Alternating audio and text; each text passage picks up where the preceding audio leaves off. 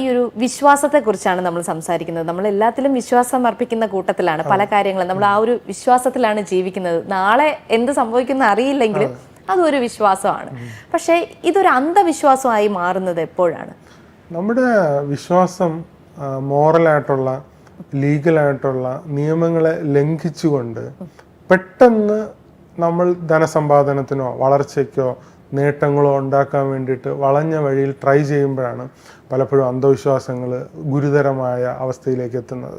അപ്പം നമ്മുടെ സമൂഹത്തിൽ കുറച്ച് ശതമാനം ആൾക്കാർക്കെങ്കിലും പെട്ടെന്ന് വലുതാവുക അല്ലെങ്കിൽ ഇമ്മീഡിയറ്റ് ആയിട്ട് നേട്ടങ്ങൾ കൈവരിക്കുക എന്നുള്ള മോട്ടിവേഷൻ ഉള്ള ആൾക്കാരാണ്.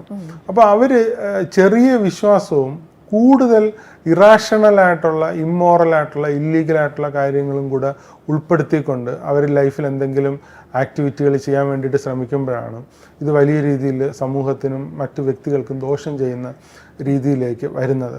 അത് മാത്രമല്ല, അവരുടെ ലൈഫ് കൂടുതൽ ഫ്രസ്ട്രേറ്റഡ് ആയിട്ടും നിരാശയിലേക്കും അല്ലെങ്കിൽ ഡിപ്രസ്ഡ് ആയിട്ടും ഡിസ്ട്രസ്ഡ് ആയിട്ടും ഒക്കെ പോകുന്നതായിട്ടാണ് പലപ്പോഴും കാണുന്നത്.